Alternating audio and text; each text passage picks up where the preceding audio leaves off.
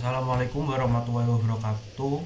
Kami di sini akan mempresentasikan hasil kerja kami, yaitu dengan judul pengadaan sistem cerdas pemantau kesehatan hewan ternak berbasis Internet of Things atau IoT sebagai UTS manajemen proyek kelas 6503. Perkenalkan, nama saya Riseka Evantoro Yahya, NIM A12 2021 06565. Saya Kurnia Salsabila Zain dengan NIM A12 2021 06646. Jadi di sini adalah project charter yang sudah Pak Chandra buat, dan berikut adalah jawaban yang kami buat. Oke, dari isi project charter tersebut itu terdapat ada project title. Jadi project title kami adalah pengadaan sistem cerdas pemantau kesehatan hewan ternak berbasis Internet of Things atau IoT.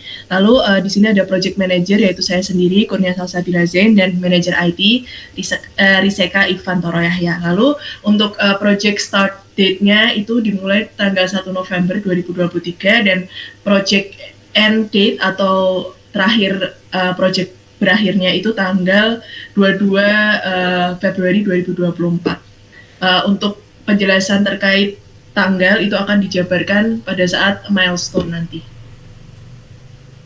Untuk business need-nya, alat-alat yang diperlukan sebagai penunjang untuk membangun sistem cerdas pemantau kesehatan hewan ternak adalah sebagai berikut. Yang pertama adalah Arduino Uno.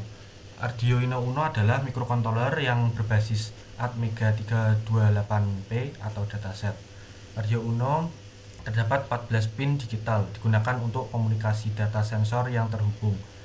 Pin input atau output 6 dapat digunakan sebagai keluaran PWM, power jack, koneksi USB, 6 input analog, tombol reset, dan ICSP header. Perangkat ini dapat diaktifkan melalui dua cara, yaitu melalui port USB ataupun port untuk input tegangan sebesar 5 volt. Tegangan yang masuk akan menyesuaikan kebutuhan secara otomatis. Selanjutnya terdapat modul Thinker A7. Jadi ini adalah perangkat terbaru dengan kapabilitas GPS dan GSM di dalamnya. Perangkat ini sangat kompatibel dengan Arduino Uno. Kelebihan dari perangkat A7 ini adalah daya tegangan yang lebih fleksibel, yaitu antara 5 volt sampai dengan 20 volt.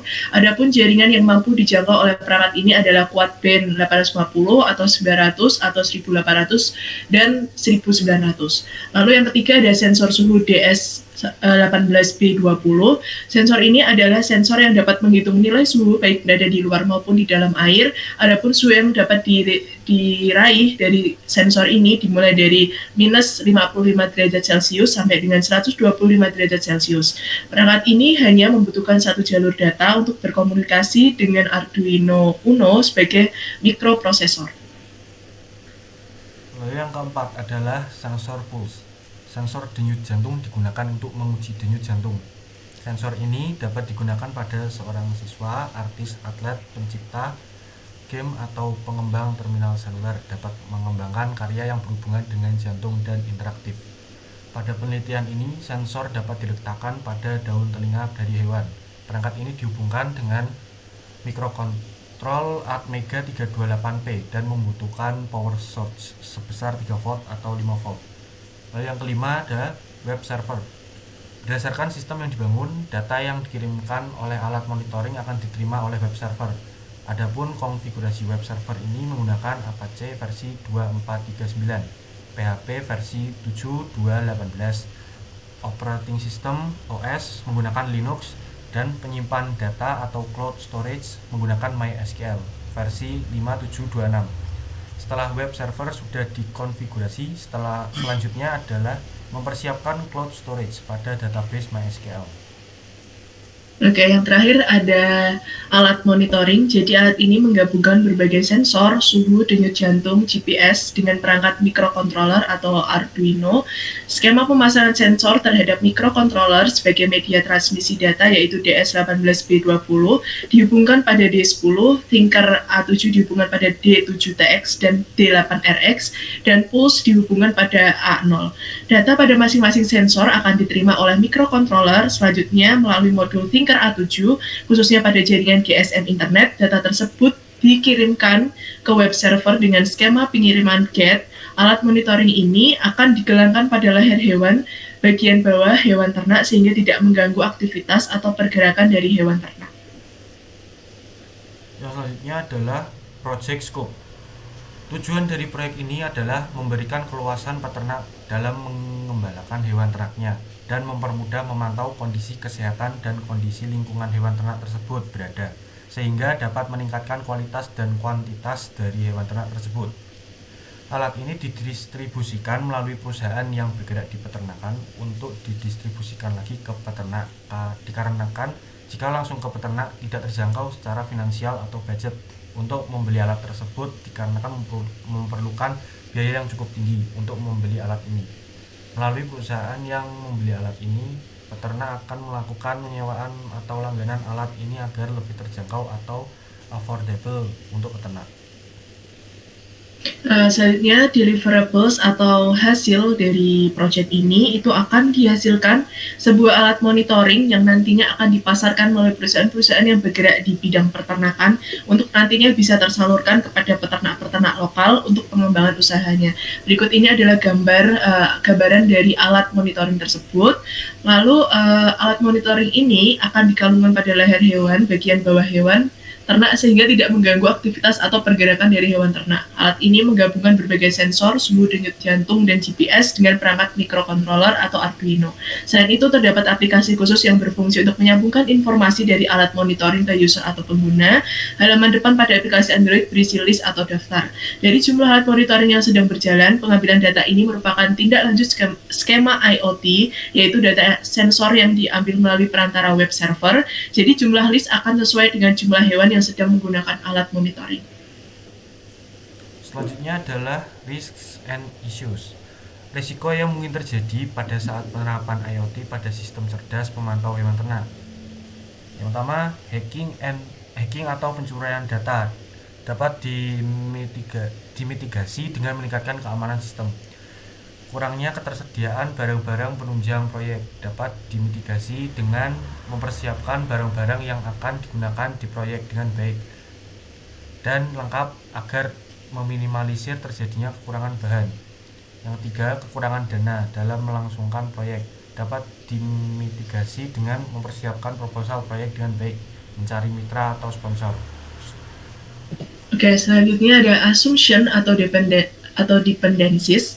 Jadi yang pertama itu alat monitoring mampu menjalankan skema IoT berupa mengkomunikasikan data yang dihasilkan oleh sensor menuju web server dan diteruskan pada aplikasi Android. Lalu yang kedua ada web server yang dibangun mampu menerima data dengan interval waktu yang singkat, yakni kurang lebih 10 detik. Dan yang ketiga ada aplikasi Android yang dibangun mampu menampilkan data perangkat dalam jumlah berapapun. Di samping itu, fitur-fitur yang dibangun juga berjalan dengan baik sehingga dapat memudahkan user untuk memantau kondisi hewan, mulai dari grafik suhu dan denyut jantung. Baik, berikut ini adalah finansial dari project charter kami. Yang pertama ada proposal. Proposal itu ada rencana proyek, mengembangkan proposal proyek, menentukan kebutuhan pengguna, menentukan persyaratan sistem, dan mendefinisikan risiko dan pendekatan manajemen risiko, serta perincian biaya-biaya yang telah dibutuhkan. Yang kedua yaitu desain, merencanakan sistem, penelitian tentang fitur tambahan, pengembangan prototipe. Yang tiga, pengadaan bahan, menganalisir harga dan ketersediaan bahan, membeli bahan-bahan yang diperlukan. Baik, lanjut. Lalu ada yang keempat ada membangun sistem. Jadi membangun sistem itu ada mengumpulkan semua bahan baku pembangunan sistem, lalu ada membangun IoT kesehatan hewan ternak. Lalu yang kelima ada sinkronisasi antar muka. Jadi itu terdapat memprogram Arduino itu sendiri dan juga aplikasi pendukung. Lalu yang kedua ada mensinkronkan Arduino dengan prototype. Yang ketiga ada mengecek dan mengupdate software dan hardware. Lalu yang keenam itu ada pengujian sistem. Jadi di dalam pengujian sistem ini ada memeriksa apakah semua komponen yang digunakan semua berfungsi dan pengujian prototipe secara keseluruhan. Lalu yang ketujuh ada penyempurnaan sistem dan dokumentasi. Baik. Nah, Di tadi perencanaan sistem dan juga dokumentasi itu terdapat perencanaan implementasi dan juga prototipe akhir dengan semua fitur yang ditentukan. Untuk terakhir, 8 penyelesaian ada laporan dan presentasi hasil, pengajuan proyek yang telah selesai, dan demonstrasi sistem dan aplikasi pendukung. Lalu totalnya yaitu 208.850.000. Nah, ini untuk milestone schedule yang tadi untuk menentukan awal dimulainya proyek dan akhir dimulainya proyek, ini sama tax name-nya itu sama dengan tadi pada saat finansial. Nah, ini ada beberapa penjabaran dari mulai tanggal 1 hingga berakhir pada tanggal 22 Februari 2024. Lalu ada project team. Project manager bertugas untuk memimpin dalam perencanaan dan mengembangkan proyek, mengelola proyek untuk sesuai dengan cakupannya. Tanggung jawabnya ada 11, yaitu pengembangan rencana proyek, mengidentifikasi hasil proyek, mengidentifikasi risiko dan mengembangkan rencana manajemen risiko, mengarahkan sumber daya proyek, anggota tim, kendala ruang lingkup dan perubahan pengelolaan, mengawasi jaminan kualitas proses manajemen proyek, mempertahankan semua dokumentasi termasuk rencana proyek, melaporkan dan memperkirakan status proyek, menyelesaikan konflik di dalam proyek atau antar tim lintas fungsi, memastikan bahwa produk proyek memenuhi bisnis tujuan, dan yang terakhir mengomunikasikan status proyek pada pemangku kepentingan. Lalu yang kedua, manajer IT itu bertugas untuk yang pertama mengelola pelaksanaan proyek untuk memastikan kepatuhan terhadap anggaran, jadwal, dan ruang lingkup. Lalu yang kedua, mengembangkan atau memperbarui rencana proyek untuk proyek-proyek teknologi informasi termasuk tujuan proyek, teknologi, sistem, spesifikasi informasi, jadwal, dana, dan staf. Lalu yang ketiga adalah memantau dan mengevaluasi jalannya proyek dan memastikan semua sesuai jadwal. Yang keempat ada berunding dengan personil proyek untuk mengidentifikasi dan menyelesaikan masalah. Dan yang terakhir itu mengembangkan dan mengelola struktur rincian kerja pada proyek teknologi informasi. Baik, sekian dari kelompok kami. Apabila ada kesalahan kata mohon dimaafkan. Wassalamualaikum warahmatullahi wabarakatuh.